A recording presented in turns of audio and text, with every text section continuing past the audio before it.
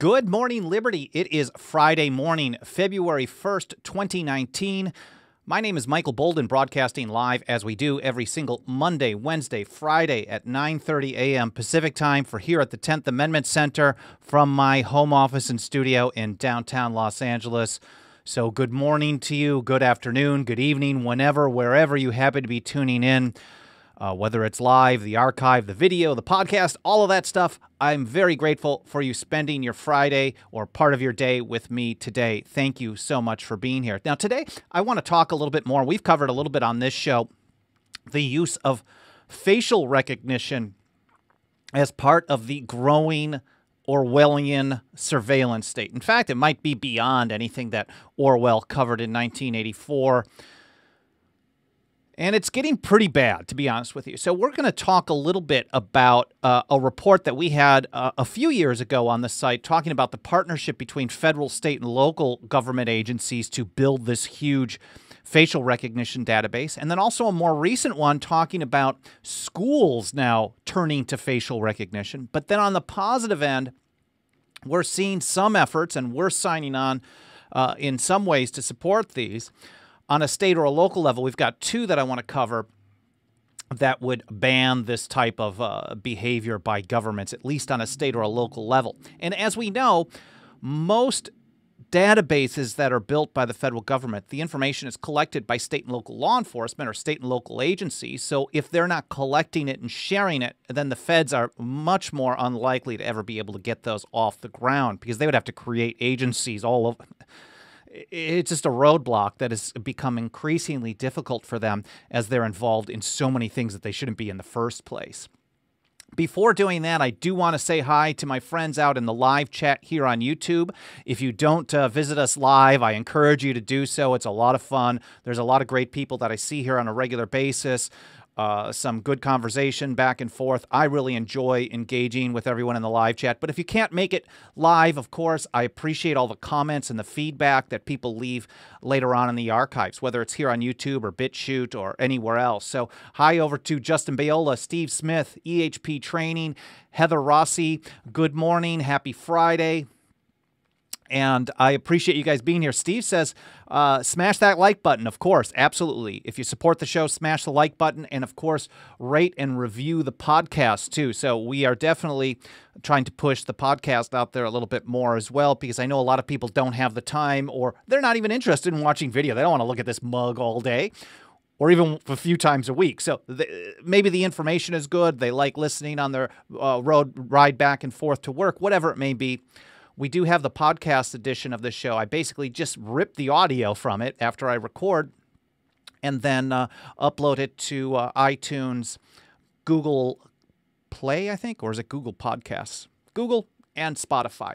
And I appreciate that mention there, Steve, to rate and review the podcast, because the more that you do all of these things, the more that it tells those platforms to show the show to more people. So thank you so much. And hi to Existence as well, out in the live chat. So before getting into our first article of the day, I want to point out, I have been saying over and over and over again that I want to learn how to update our show archive over at 10thamendmentcenter.com/goodmorningliberty. We're on a WordPress platform. We use Divi as of about 6 months ago. It was about a 3-year project to actually upgrade the website to something a little bit faster, better code, more responsive, less clutter and junk. And it's an ongoing process. So one thing that I've wanted to do is create basically like a nice landing page for this show, 10thamendmentcenter.com/goodmorningliberty. And basically what it was redirecting you to was just an archive of blog posts that happened to be in the category of Good Morning Liberty on our website. So now I made it a little bit nicer. I finally got to it this week and spent the time. It took a few hours of research on how to actually edit that archive page. I ended up just creating a new page and redirecting stuff so I could do the layout and things like that. And so I think it looks a little bit nicer now. Basically, and I'm just showing it to you here, basically it just gives you a quick overview. I think you can probably, I'm not going to hit the play button because I think that's going to screw up the audio that I'm sending to you live here. But basically I'm embedding the YouTube live embed code at the top. It gives a quick overview. There's a link to join the live chat. And then as you scroll through it, if you're on basically, so this is like a tablet size. But on a full screen desktop, this red section would be on the right. So it's going to list the video channels that we put our archives on, the podcasts, how you can subscribe, become a member, and then you go scroll through and you see all the latest episodes. Over time, I think we'll have a section in there where you can actually pick episodes by subject. If you've got ideas on what I can do, I would love to hear them. Send an email on that, team@10thamendmentcenter.com. I don't reply to everything, but I definitely read everything that comes across my desk. Steve Smith says, YouTube kind of sucks lately. I don't mind your mug. Yeah, Larry Clark says YouTube is not responding. We've had some problems with YouTube. So I noticed that our last episode, Nullification Works Marijuana Edition, it was stuck in usually what happens is I stream the show live, and then it takes about an hour that it goes through processing before what happens then is that I can do edits. I can change the thumbnail for the archive. I can add end cards. I can add links, things like that. And then it also shows up in the list of videos on our channel. And at that time, if you're subscribed for notifications, like if you hit that little bell button on subscribe, then YouTube will give you the notification. So I'm assuming a lot of you did not get a notification if you did not watch the show live for the last episode. That's because it was stuck in processing for the last 48 hours. And I had even, there's a special form that I found that you can send to when you have problems. I sent a feedback form to partner support. It was just strange. And we've had this happen on a couple of videos lately where it's getting stuck in processing and not sending out notifications.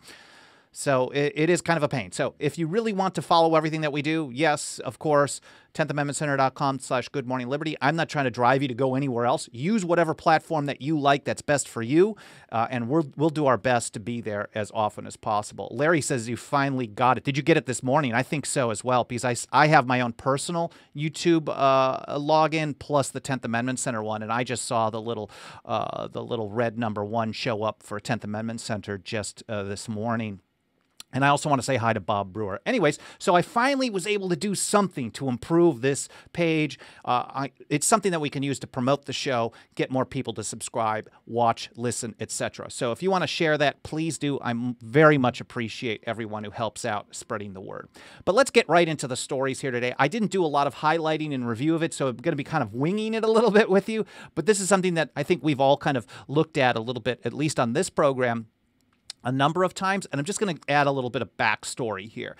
And this is an article that Mike Meharry, basically half the time I talk about an article, it's always Mike Meharry. Mike's he's a professional journalist by trade. He did volunteer, and he's been working with us for a long time now, 8, 9 years, something like that, a long time.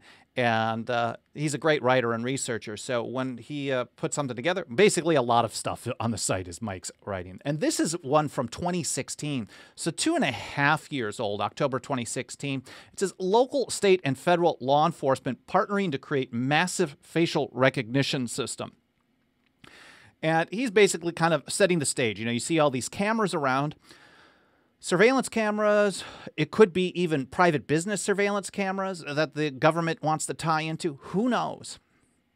But there was a report from Georgetown Law, the Center on Privacy and Technology at that time. They recently released the Perpetual Lineup, a massive report on law enforcement use of facial recognition technology in the U.S. It's over at perpetuallineup.org. I'm not sure if that site is still up. Yeah, there it is. Okay, so they put that report out a couple of years ago. And they did 15,000 pages of documents and more than 100 public records requests. And as Mike covers it, he says the report paints a disturbing picture of intense cooperation between the federal government and state and local law enforcement to develop a massive facial recognition database. According to the report, Mike writes, law enforcement face recognition networks include photos of more than 117 million adults. That was at that time, mind you, that was only 100 public records requests. When I covered the ALPR, the license plate tracking issue episode here, they got EFF, Electronic Frontier Foundation, and Muckrock got 200 law enforcement agencies to share their information on license plate tracking and found 2.5 billion license plate scans over a 2-year period. Now, that's only 200, so it's actually far worse. Anything that we're reporting on, we're only reporting on the information that's been released. So it's always far worse than what I'm telling you.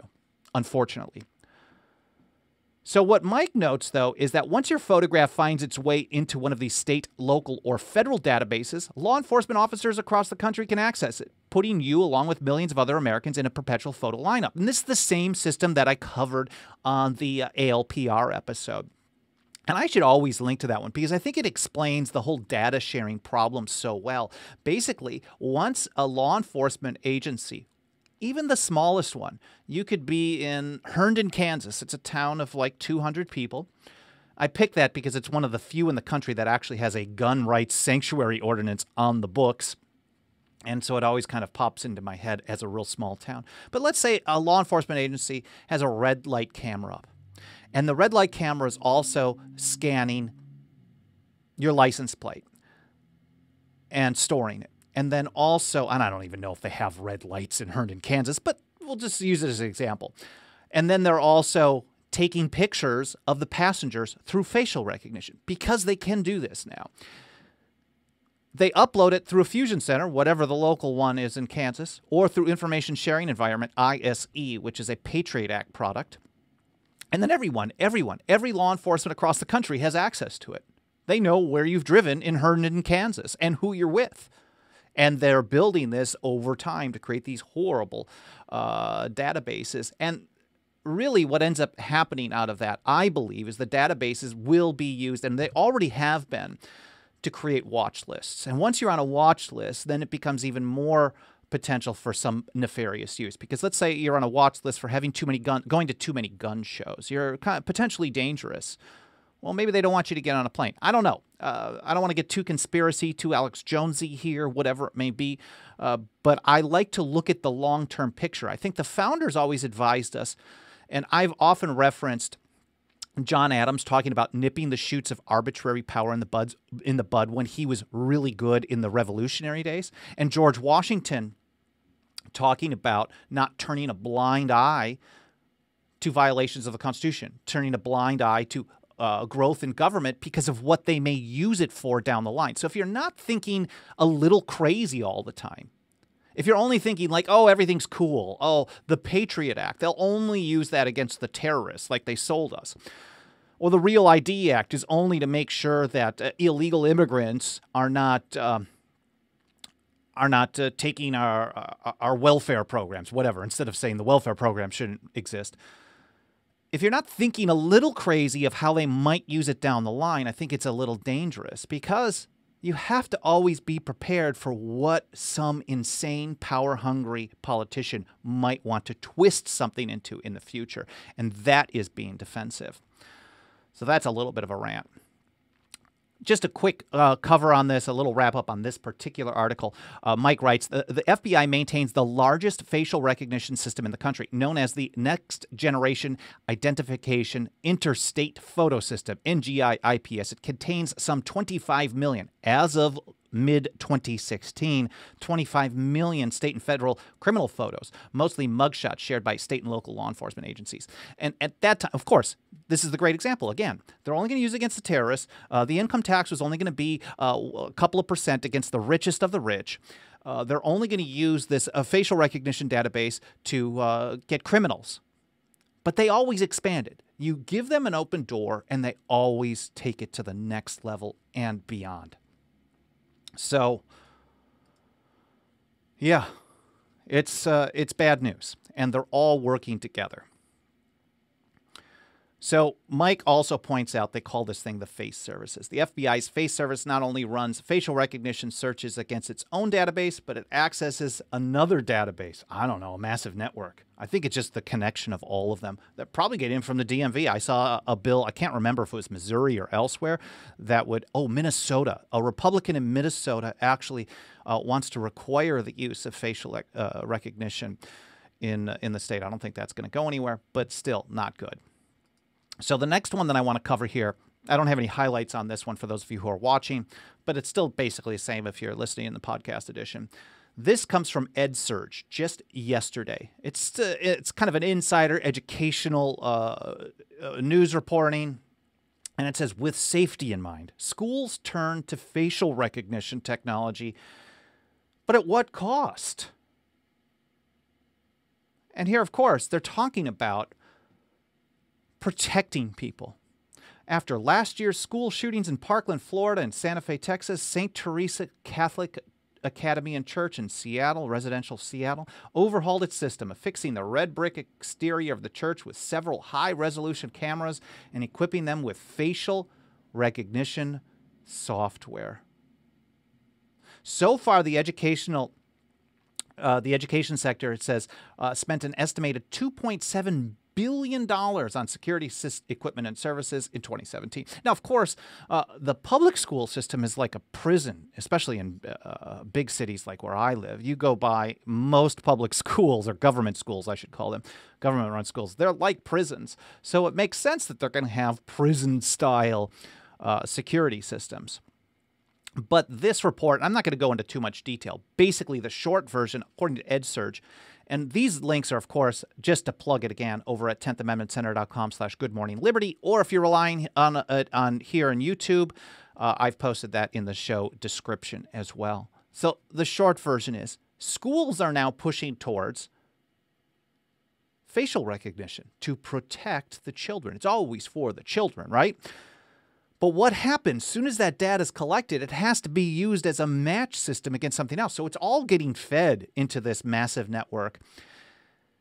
And if you're like me and watched a little bit of sci-fi, you can think of the crazy ways that they can use this in the future beyond protecting people. On a positive note, however, there was a piece of legislation introduced in all places in San Francisco this week. A county or a city commissioner, I'm not sure what level they have there. The government actually covers two levels, both San Francisco County and San Francisco City, so it's kind of logistically a little confusing. But here's an article from over at ARS Technica by Cyrus Farivar, who thinks I'm a neo-Confederate. He's actually been really bad vis-a-vis the 10th Amendment Center in the past. He did not like our efforts to nullify the NSA, even though this guy primarily he's a great writer when it comes to things on surveillance, but he did not like the idea of using states to shut down the federal agency. So whatever. I think the guy does a really good job in some reporting. So San Francisco lawmaker, our cops should be banned from using facial recognition. And this goes back to a challenge that I got from a friend of mine who runs the Stop LAPD Spying Coalition, Hamid Khan. He's a Marxist, I believe. I don't want to misspeak, but I guess I'm lumping them all together. He's some level of communist, socialist. But on privacy issues, I think he and I agree almost the same. He's actually more hardcore than I am. And he had challenged me and Peter Biebring from the ACLU of Southern California at a forum when we were talking about drone surveillance for the LAPD. We're trying to restrict them to use it just under a warrant. And he basically said, look, even if you say they only give them a warrant, they're eventually going to find reasons to not. As soon as they have it in their hands, they're going to use it in ways that they're not supposed to. So he's always been a total abolitionist when it comes to technology for law enforcement. He's like, the way they act now, they can't be trusted. So you can't allow them to have this at all. And so that's basically the approach. And I agree with that philosophically. I will take a step-by-step victory and build towards that. Make it more difficult for them to do their surveillance. I think that's positive. But philosophically, I think he's right. In many situations, especially like in Los Angeles Police Department, San Francisco Police, New York Police, Philly, things like that, the big cities, I don't think they can be trusted at all. I would like to see moving towards warrant restrictions, just the basics. But this lawmaker up in San Francisco is saying police can't be trusted. The bill itself says risks to civil liberties substantially outweigh its purported benefits. So, and this is Cyrus's article. Again, linked in the show notes. He says, if a proposed municipal ordinance passes in the coming months, San Francisco could become the first city in America to outright ban the use of facial recognition technology by its police department or any other city agency. Boom, gone. I am totally on board with that. I do not trust them when it comes to saying oh, we're going to find ways to use this to protect the children at schools or whatever it may be. It'll make it more convenient to get on the BART, the subway system. Instead of having to carry this card, we'll just scan you and it'll be associated with your account. I see great danger in government deploying this technology. I also see great danger in private business doing it. I don't want government to stop private business. I want people to make market decisions because private business always gives access to government. So if it's just a private contractor then doing it or a private company doing it, they will gladly turn this stuff over to law enforcement in almost any situation. So just a little bit more on this. According to a new bill unveiled Tuesday and first reported by the San Francisco Examiner and The Verge, the city would also impose a preemptive surveillance technology policy for city agencies that want to acquire any new gear that could impact privacy. Such a requirement would put San Francisco in line with its neighboring cities of Oakland and Berkeley, which we supported their efforts to pass these local privacy anti-surveillance ordinances. But this is the first one that actually expanded it to include facial recognition and a total ban. They're not even talking about, hey, if you follow a warrant, you can use it, or you can use it for transportation, or you can use it in emergency situations, because we know government will always create an emergency or want an emergency in order to deploy their technology. The bill states, quote, unequivocally, that the risks involved in using the technology substantially outweigh its purported benefits, and the technology will exacerbate racial injustice and threaten our ability to live free of continuous government monitoring. Now, this is where I think it goes a little bit off the rails. And I've got a report here from MIT that basically counters this. I think the suggestion here is that the technology isn't good enough and that we're more concerned about racial injustice than we are about surveillance. Now, I think it's all bad, to be honest with you, but I don't think finding a way to improve the algorithm and balancing the racial injustice so everyone's getting equal injustice is a good thing. And in fact, there's a report over here from the MIT Technology Review that I've got here again in the show notes. I just wanted to share this with you. You can read it on your own at your own time. I'm not going to really get into many details on it at all, but basically this is the subject line. Making face recognition less biased, according to race that is, doesn't make it less scary. 3 new studies from MIT. I don't know if the studies were all done by MIT, but it's reported at MIT on January 29th. So just, 3 days ago? 3 new studies propose ways to make algorithms better at identifying people in different demographic groups, but without regulation that won't curb the technology's potential for abuse. So it's been kind of an internet meme for some time where facial recognition has done very bad with African Americans. It's done very bad with people of various ethnic backgrounds. And so then the argument here is you got to improve the algorithm because otherwise it's going to target those people poorly. Well, I'm sure it will be used to target people of different races in the wrong way. But just improving the algorithm doesn't mean the technology itself is now okay. As long as it's equally bad for all the races does not mean it's okay. And that's basically the argument that they're making here over at technologyreview.com. So they're covering things like Facebook's tagging, Apple Face ID, and I don't even know if they get into the government issue. But they go through the whole different series of papers talking about how this happens, and I do like the fact that they're very clear in saying that the technology itself is still scary and dangerous, and I agree. So quick look over in the chat here.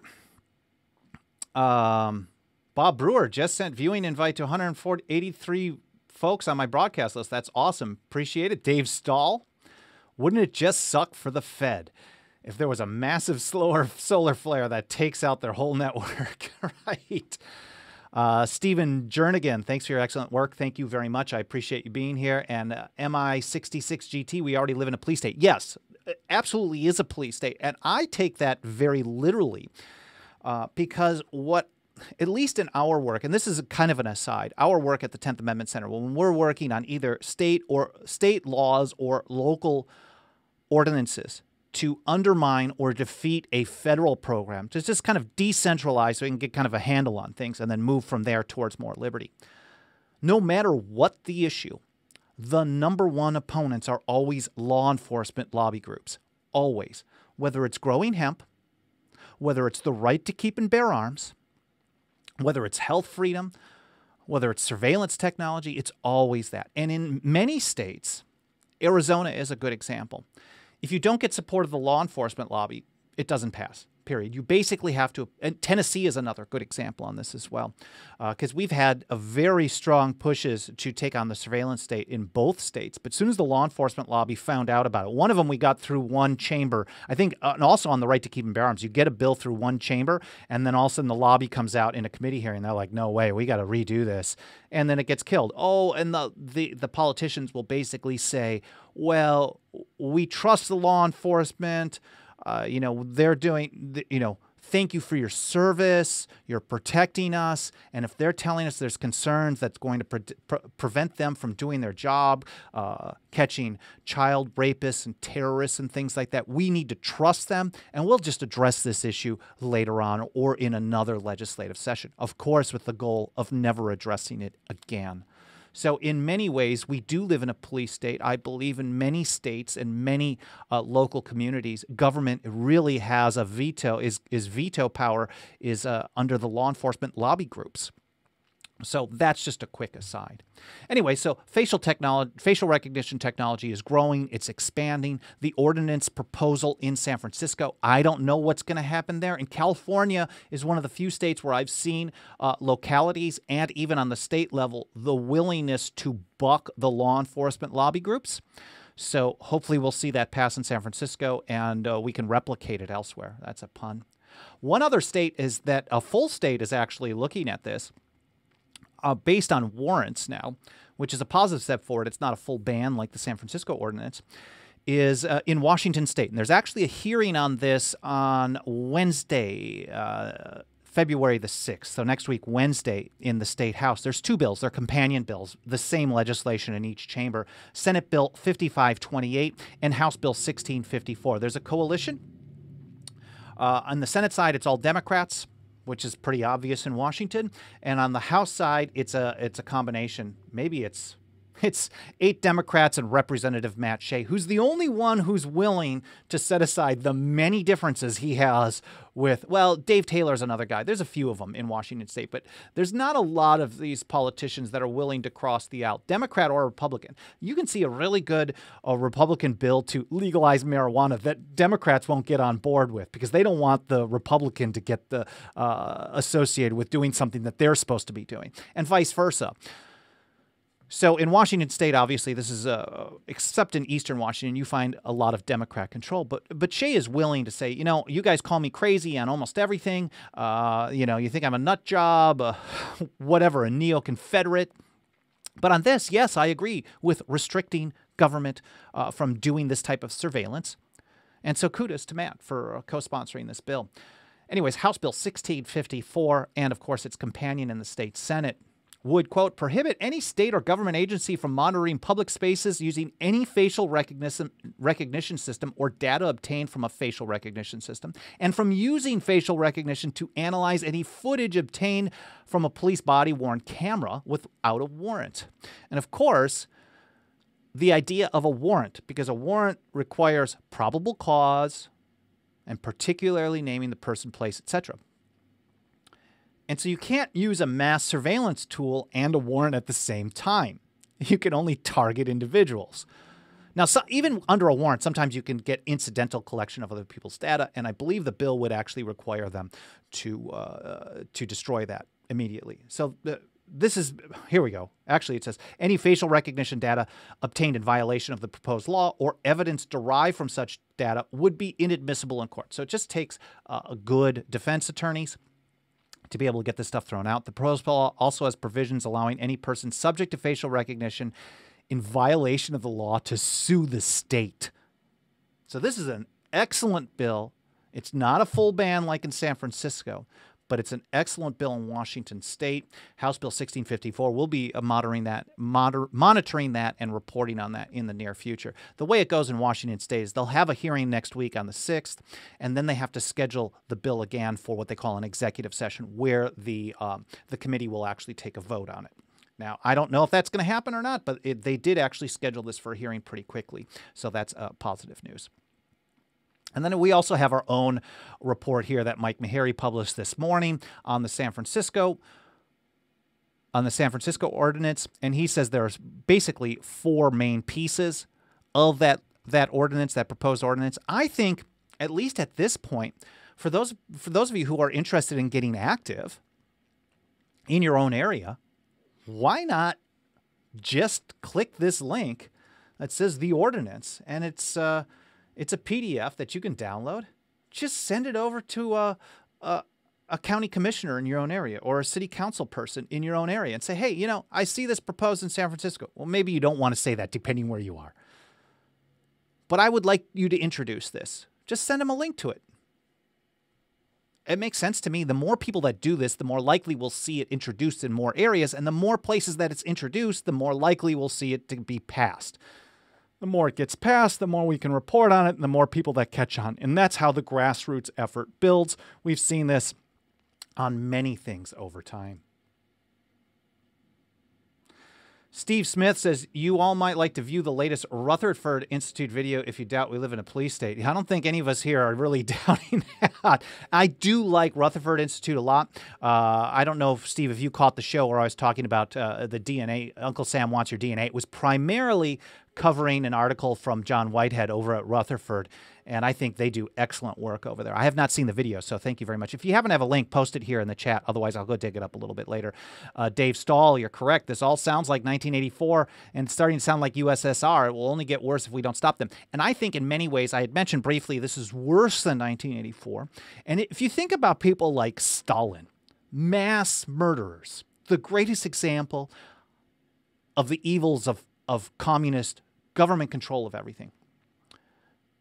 Millions of people dead.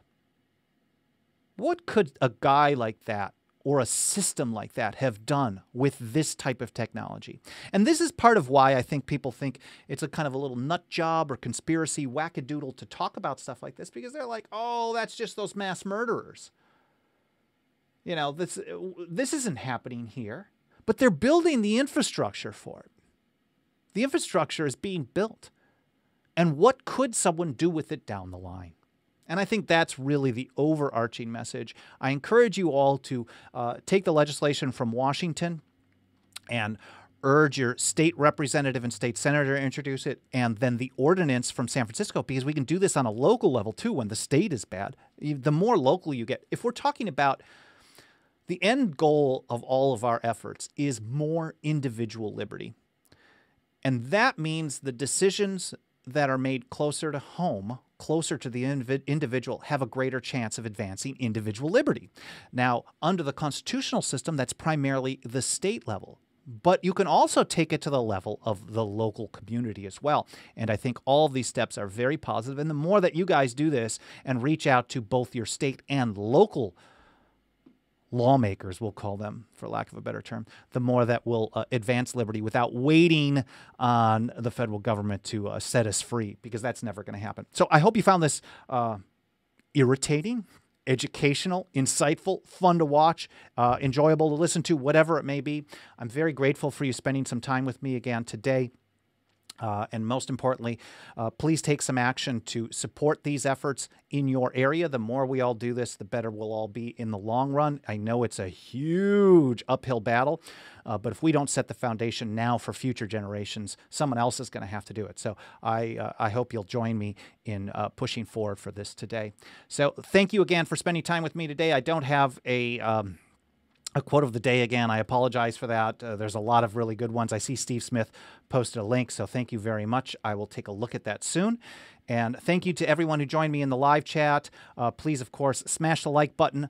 Continue to leave some comments even in the archive. Share the link with everyone else. If you're listening on the podcast, rate and review that over on Apple, Spotify, etc.